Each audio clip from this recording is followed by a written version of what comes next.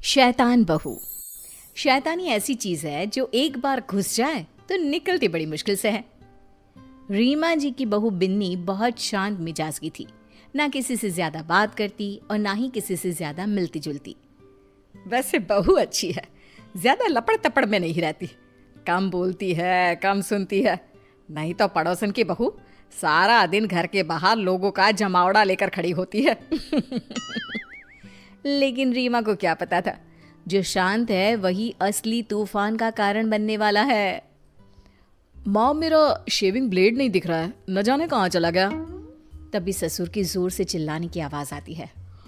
अरे भैया, अरे ये ब्लेड यहाँ किसने रखा? ये क्या, ब्लेड और वो भी ससुर जी की कुर्सी पर? लेकिन ये ब्लेड तो सन्नी के कमरे में होता है ना, वहां से कौन यहाँ रख देगा? अरे मुझे क्या पता, मैंने तो बस बहू को बोला था कि मेरी चेयर के पास चाय रख दे, मैं नहा कर आ ही रहा हूँ। अरे नहीं देख पाई होगी वो ब्लेड, वैसे भी आपने भी तो नहीं देखा ना, और बैठ गया ना उस पर, क्यों? हाँ ये तो है। लाइए पापा, अब ब्लेड मुझे दीजिए, मुझे शेविंग करनी है। बस अब क्या था, बहू बेचारी से बनकर घर में रहती, लेकिन कोई ना कोई खुराफात करती ही रहती। फिर एक दिन, आज तो मैं राजमा चावल बनाकर खिलाती हूँ बहू। वो क्या है ना, सन्नी को मेरे हाथ के राजमा पसंद है, तू खड़ी होकर देखना कैसे बनता है, ठीक है ना? लेकिन मुझे तो आता है राजमा बनाना मम्मी जी, मैं भला क्यों सीखूं? अरे चुप रह, सुना नहीं मैंने क्या कहा? सन्नी को मेरे हाथ के राजमा पसंद है इसलिए। ठीक है माँ जी, कल को आप मर जाती हैं तो कम से कम मैं उन्हें आपकी कमी तो नहीं होने दूंगी। चलिए आप ये राजमा बनाना मुझे सिखा ही दीजिए। ससुर सास बहू की बात सुन रहे थे, वो बहू की बात पर जोर से हंसते हैं। रीमा, दो जवाब बहू की बात का। हाँ जी, तो बात यह है कि सास इसलिए बहू को नहीं सिखाती कि वो मर जाए तो बहू बेटे को माँ की कमी महसूस ना होने दे, लेकिन मैं तुझे इसलिए सिखा रही हूँ क्योंकि अब से मैं आराम से बैठा करूंगी और घर में तू राजमा बनाएगी, समझी? बहू को सास की आराम परस्ती वाली सोच पर गुस्सा आ जाता है। बड़ा ये आराम करे, ये मलाई खाए, ये पार्टी करे, और मैं नौकरानी। अब बताती हूँ कि कैसे बनता है राजमा। सास तो राजमा बनाकर चली जाती है, बहू जल्दी से खुद किचन में खड़े खड़े ही खाना खाती है और फिर बचे खाने में ढेर सारा मिर्ची पाउडर डाल देती है। मेरा तो पेट फुल, अब पता चलेगा कैसे बनता है राजमा।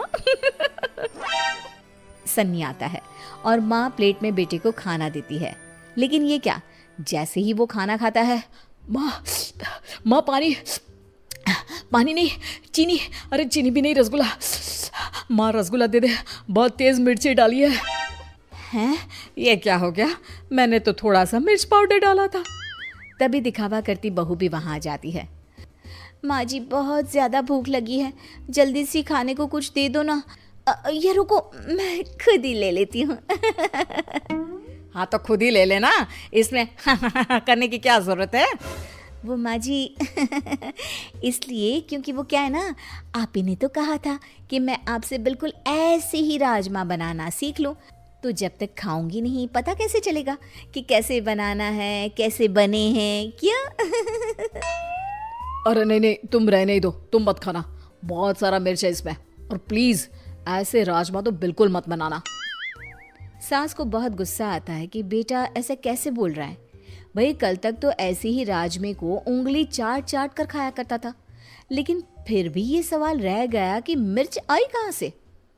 बहू, मैंने तो राजमे में मिर्च बहुत कम डाली थी, फिर कहाँ से मिर्ची आई?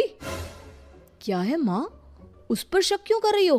अरे वो क्यों करेगी, और माना कि जलन के मारे वो ऐसा कर भी दे तो वो क्या खुद खाने की जिद करती? क्या माँ, उम्र हो रही है तुम्हारी। माँ भी समझ जाती है कि उसकी उम्र तो हो रही है, लेकिन मिर्च इतनी ज्यादा।